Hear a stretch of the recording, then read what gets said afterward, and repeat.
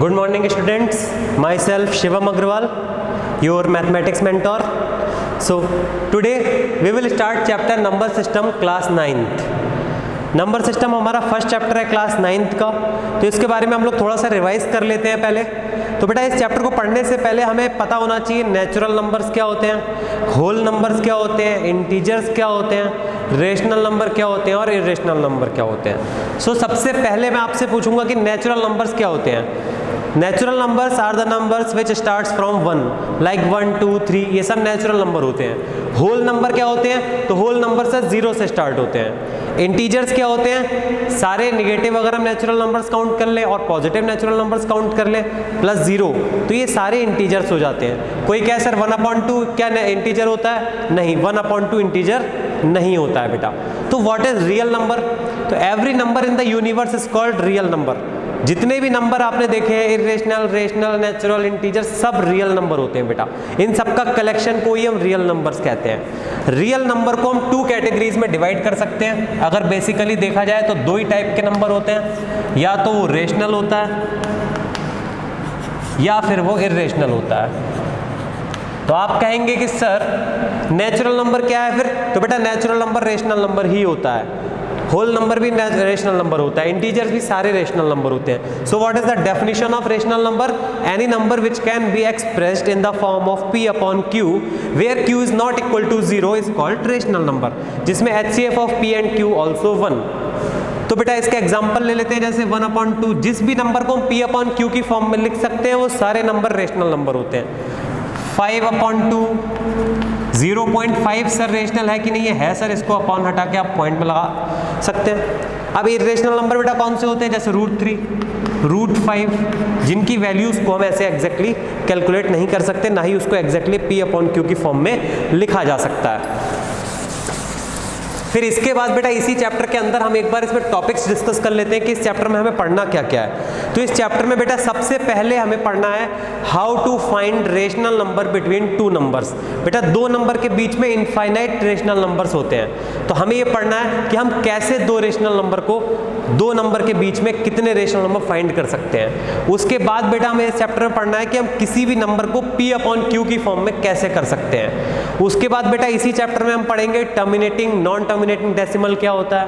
फिर हम पढ़ेंगे ऑपरेशंस ऑन रेशनल और इरेशनल नंबर्स पे ऑपरेशंस करेंगे कुछ। उसके बाद बेटा इसमें रेशनलाइजिंग ऑफ डिनोमिनेटर, डिनोमिनेटर में से अंडर रूट को रिमूव करना है, that is called rationalising of denominator. मतलब अगर सीधी सी बात कहूँ तो डिनोमिनेटर में से अंडर रूट की सफाई करने को हम रेशनलाइजेशन ऑफ डिनोमिनेटर कहते हैं। फिर उसके बाद बेटा इसी चैप्टर के अंदर छोटा सा पार्ट एक्सपोनेंट का भी हमें पढ़ना है। ये सारी चीजें मिला करके हमारा बनता है बेटा नंबर सिस्टम। तो हम लोग सबसे पहले टॉपिक पर आते हैं, how to find rational number between 2 numbers. तो जैसे एक जनरल से मैं आपको क्वेश्चन देता हूं कि बेटा 3/5 और 7/8 के बीच में हमें 3 रेशनल नंबर फाइंड करने हैं। तो how to find 3 rational number between 3/5 and 7/8। तो बेटा there are infinite number of methods, different methods teachers use करते हैं, स्टूडेंट्स यूज करते हैं। हम इसका बिल्कुल सिंपलेस्ट मेथड ले लेते हैं। सबसे पहले हम इसके डिनोमिनेटर को सेम करेंगे, डिनोमिनेटर सेम कर लेते हैं सर। तो ये हो गया बेटा 24/40 एंड हेयर इट इज 35/40। अब इसके बीच में आप देख सकते हैं काफी सारे रेशनल नंबर आपके पास आ रहे हैं, आपको केवल 3 लिखने थे, कोई भी आप लिख सकते हैं। 25/40, 26/40, 27/40, 28/40 भी आप लिख सकते हैं। तो ये हो गया सिंपलेस्ट क्वेश्चन जिसमें हम रेशनल नंबर फाइंड कर सकते हैं। हमें कोई भी रेशनल नंबर फाइंड करना होगा, we can find easily. So students, next topic is how to convert any number in p upon q form. So sir अगर क्वेश्चन आता है कि 0.6 को आप p upon q की फॉर्म में कर दीजिए, तो आप कहेंगे सर इसका पॉइंट हटा देते हैं और ये हो गया 6/10, that is 3/5, p upon q की फॉर्म में आ गया। मैं कहूँगा बिल्कुल सही बात है, लेकिन जब मैं आपसे कहूँगा कि 0.6 के ऊपर यहाँ बार लगा हुआ है, अब आप इसको p अपॉन q की फॉर्म में करिए, तो आप कहेंगे सर ये कैसे होगा। तो इसका प्रॉपर एक मेथड होता है 10th 9th क्लास में, जो मैं आपको बताऊंगा अभी।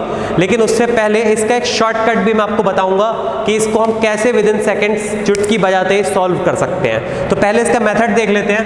पहले बेटा इसको x equal to 0.6 like this इसको लेट करना पड़ता है, then multiply both sides by 10 then this becomes 6.6। बेटा इसमें से इसको माइनस कर लेते हैं तो 9x इज इक्वल टू 6, तो x इज इक्वल टू हमारे पास आ जाता है 2/3। आप 3 से 2 को डिवाइड करके देखिए, आपके पास 0.66666 आता रहेगा। इसकी वो जो एक टेक्निक की बात कर रहा था जिसमें आप चुटकी बजाते ही इसका आंसर निकाल लेंगे, वो टेक्निक कौन सी है सर, हमें बताएं। तो वो टेक्निक आपको मैं बताता हूँ कौन सी है। उसको देखने के लिए देखते हैं कैसे करते हैं। जैसे मान लीजिए कि 18.48 और इस पर बार है। बेटा इस क्वेश्चन को हमें सॉल्व करना है। मैंने आपको कल वीडियो में भी बताया था कि टॉपर्स में और आप में सिर्फ इतना ही अंतर होता है कि टॉपर्स जो अप्रोच को यूज करते हैं वो अप्रोच आप तक नहीं पहुंच पाती, आपको वो अप्रोच नहीं पता होती है जिससे टॉपर्स क्वेश्चन को सॉल्व करते हैं। तो इस क्वेश्चन को आप नॉर्मली कैसे सॉल्व करेंगे, जो मेथड अभी बताया, बट एक टॉपर इसको कैसे यूज करेगा वो देखते हैं। देखो इसकी सबसे ईजी अप्रोच मैं आपको बता रहा हूँ। आप इधर नंबर लिखिए, क्या है 1848। इसमें से बार कितने नंबर पे है, 48 पे है। बार किस पे नहीं है, 18 पे बार नहीं है, उसको माइनस कर लीजिए। सो दिस इज 0, 4 में से 1 गया 3, 8, सो दिस इज 1830, यहाँ लिख दीजिए आप। एंड इन डिनोमिनेटर पॉइंट के बाद आप देखिए कितने डिजिट्स हैं, 2 डिजिट्स हैं, और 2 डिजिट्स पर बार है 1830/99। इसको कट कर लीजिए 3 से, and this is 33, so 610/33 is your correct answer. आप इसको चेक कर सकते हैं, बिल्कुल आपका करेक्ट आंसर है। नेक्स्ट क्वेश्चन एक और देख लेते हैं स्टूडेंट्स। मान लीजिए क्वेश्चन आ जाता है 0.407 जिसमें केवल 7 के ऊपर बार है, and we have to convert it in P/Q form. How to do this question, तो देखते हैं स्टूडेंट्स कैसे करेंगे। नंबर फिर हमारे पास है 407, जिसमें से बार कितने नंबर पे नहीं है, 40 पर बार नहीं है, माइनस कर लेंगे इसको, and we get 367। Right at 367 hair.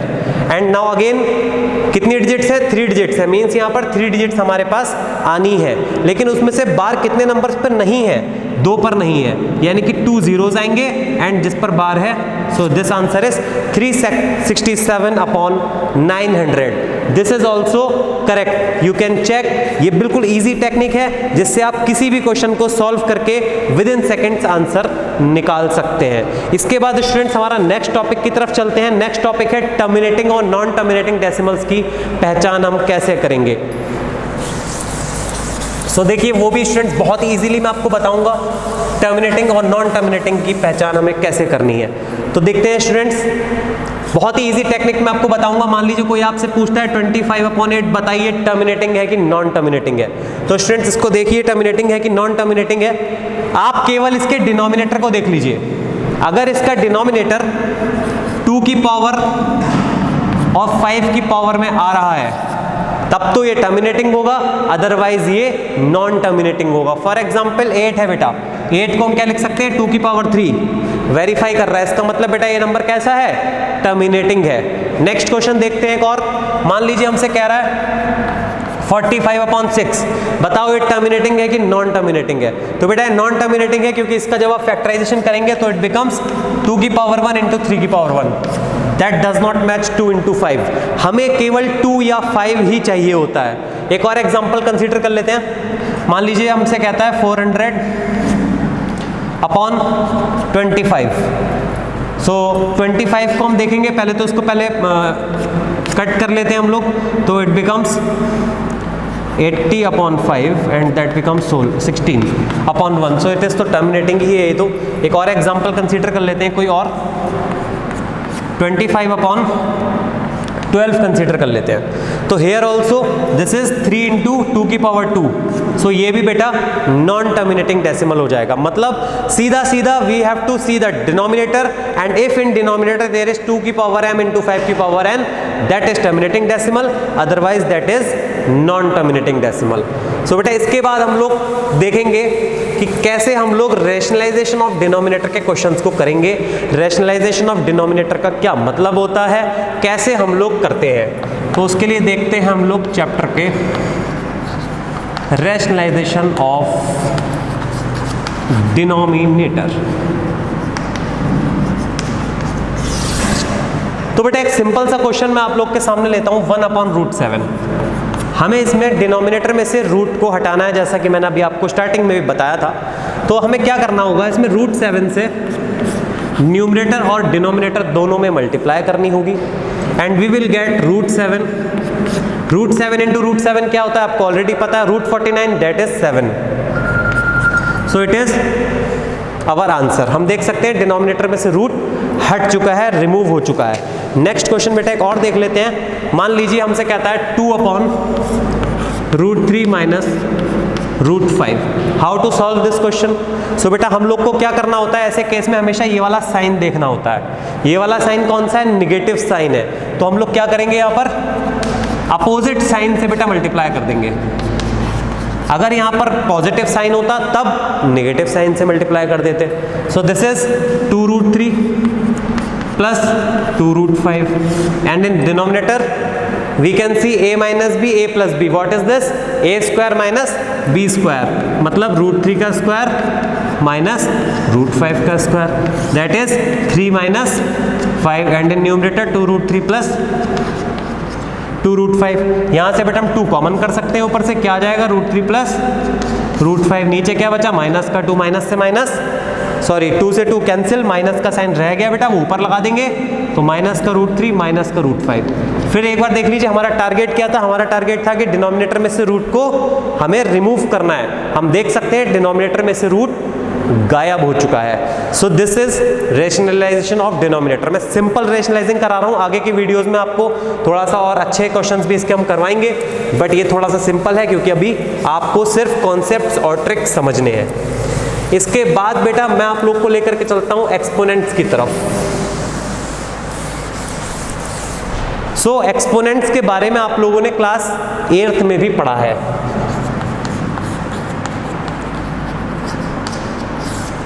Exponents के कुछ लॉज होते हैं जो मैं आपको सबसे पहले बता देता हूं. x की power mn, what is this, it becomes x की पावर mn. बेटा अगर कभी भी x के ऊपर नेगेटिव पावर होती है and we have to make it positive, then how we can do x. अगर हम इसका रेसिप्रोकल कर लें तो ये हो सकता है बेटा पॉसिबल. अगर बेटा बेस सेम होता है एंड बीच में मल्टीप्लाई होता है तो पावर्स इसके ऐड अप हो जाते हैं. ये लॉज सभी लोग अपने अपने कॉपीज में नोट कर सकते हैं, आगे आपको बहुत काम आने वाले हैं. बेटा अगर बीच में डिवाइड है और बेस सेम है देन बेटा ये माइनस हो जाता है. इसके अलावा भी कुछ लॉज होते हैं, देख लेते हैं. जैसे कि अगर x इंटू वाई है एंड बोथ में पावर सेम है बेटा तो ये एक्स वाई की पावर a हो जाता है. तो एक दो क्वेश्चंस हम लोग आज एक्सपोनेंट्स के भी कर लेते हैं सिंपल से थोड़ा सा, जिसको हम देख लेते हैं कैसे सॉल्व करेंगे. जिनको देख करके हमें डर लगता है, ऐसा लगता है कि क्वेश्चन कैसे सॉल्व होगा, मैं आपको कुछ ऐसे ही क्वेश्चन सॉल्व करवा देता हूँ.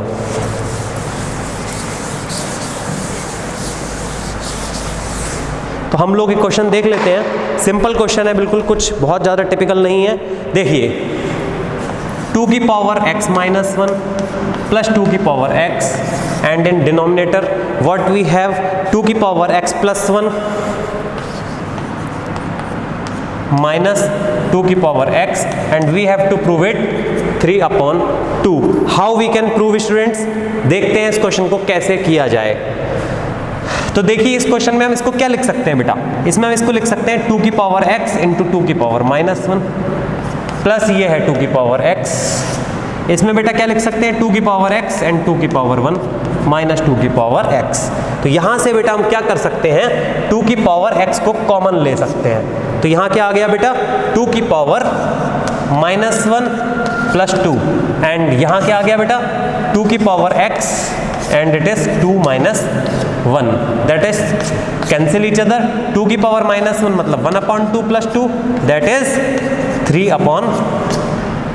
तो बेटा ये एक आपका फर्स्ट चैप्टर का क्विक रिवीजन है जिसमें कुछ टिप्स एंड ट्रिक्स आपको बताए गए हैं कैसे आप सॉल्व कर सकते हैं. आप लोग मुझे कमेंट सेक्शन में नीचे जरूर बताएं कि नेक्स्ट वीडियो में मैं आप लोग के लिए कौन से क्वेश्चंस करवाऊं जो आपको बहुत टिपिकल लगते हैं, कौन सा चैप्टर आपके लिए लेकर के आऊं. जब तक आप लोग सभी घर पर रहें, सुरक्षित रहें. अगर आप लोगों ने अभी तक चैनल को सब्सक्राइब नहीं किया है तो सभी लोग मेरे चैनल को सब्सक्राइब कर लें, लाइक एंड शेयर करना बिल्कुल ना भूलें. एंड आप लोग घर पर रहें, सुरक्षित रहें, stay safe, stay healthy. Thank you.